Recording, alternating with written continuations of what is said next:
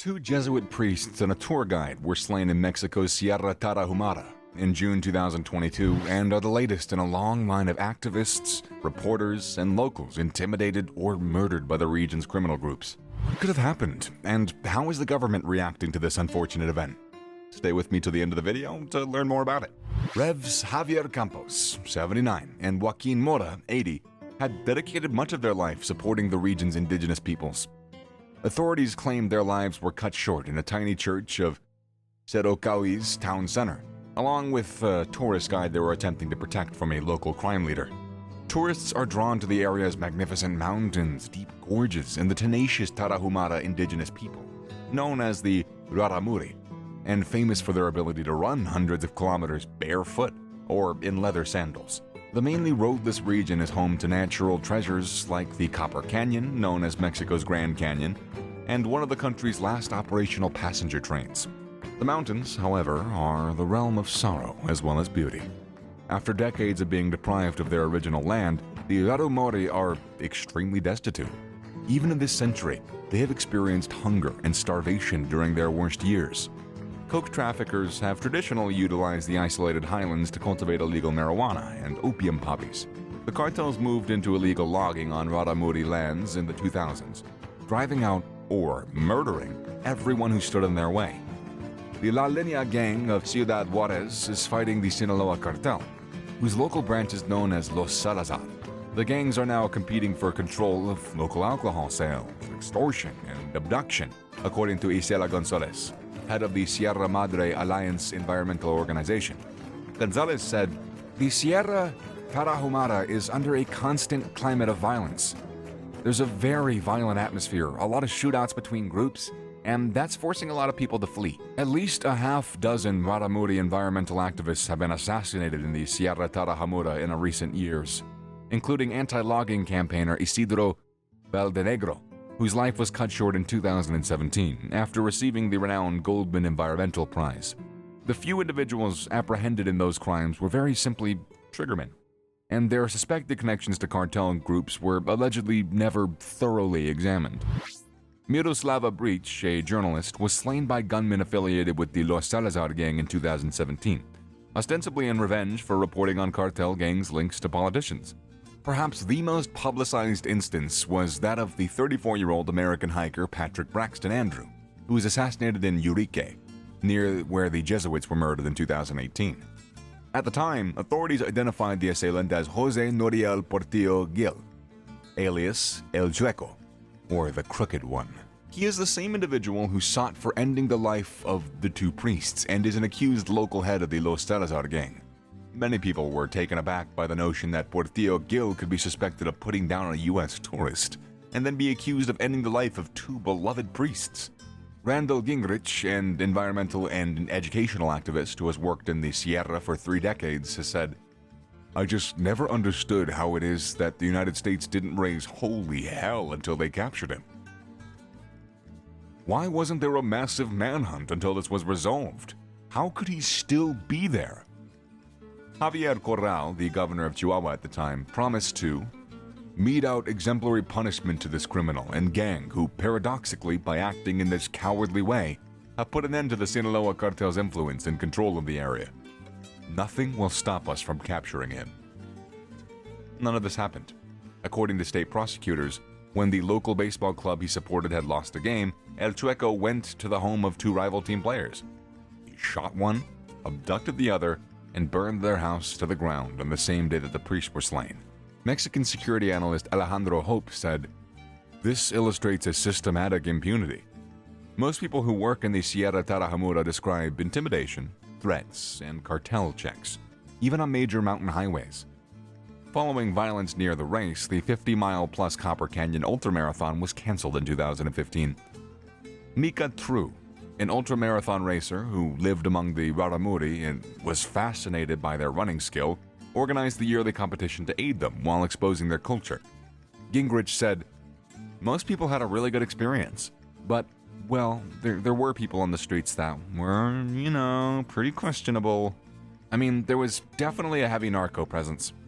The community benefits from the race, but there is potential that something could go wrong." The Jesuits, often known as the Society of Jesus, have a long history of supporting indigenous peoples and have long had relations to the Sierra Tarahumara. The Jesuits established missions along the Raramuri in the 1600s, but they were banished from all Spanish processions in 1767. Owing in part to colonists' complaints that the missions were denying them indigenous labor.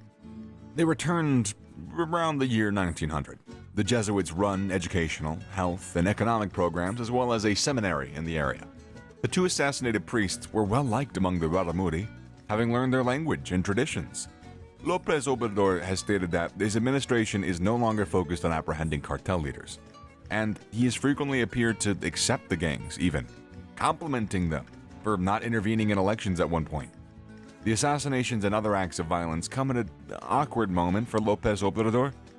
Last year, General Glenn Van Herk, commander of the U.S. Northern Command, stated that transnational criminal organizations are operating oftentimes in ungoverned areas, 30 to 35% of Mexico.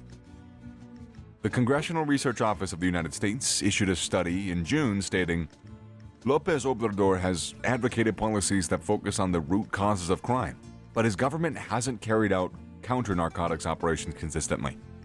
More than halfway through López Obrador's 6-year term, he arguably has achieved few of his anti-corruption and criminal justice aims. 2 days after the two priests and the tour guide were murdered at a church in Mexico and their bodies were transported away, their remains were found and retrieved. Chihuahua State Governor Maru Campos later acknowledged that the remains of the three men had been discovered. Maru Campos said in a video posted to social media, "We have managed to locate and recover the bodies of the Jesuit priests Javier Campos and Joaquin Mora, and of the tour guide, Pedro Palma. Forensic specialists confirmed the victims' identities, and the state prosecutor's office established a $250,000 reward for information leading to the arrest of the suspected murderer. According to the agency, it was the largest incentive granted in the state's history. Authorities have named Jose Noriel Portillo Gil, alias El Chueco, as a suspect in the murder of an American tourist in 2018. According to the prosecutor's office, the suspect assaulted 2 other persons before the crime after an argument over a baseball game.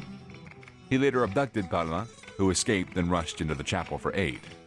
According to the Catholic Multimedia Center, 7 priests have been slain under the current government, which took office in December 2018, and at least 24 have been assassinated under the previous administration, which began power in 2012. In Mexico, 3 priests were slain in a single week in 2016. According to the organization, in 2021, a Franciscan priest's life ended while he was driving to Mass when he got caught in a crossfire of a cartel gang battle in the north-central state of Zacatecas. That year, another priest was slain in the central state of Morelos, and another in the violent state of Guanajuato. In 2019, a priest was stabbed to death in Matamoros, Mexico, across the border from Brownsville, Texas. Since the government ordered the army to battle cartels in 2016, and more than 340,000 people have been slain in a wave of violence in Mexico. Mexican President Andrés Manuel López Obrador said that a manhunt for the accused killer was underway. López said, "That area of the mountains has for some time been infiltrated, penetrated, dominated by crime."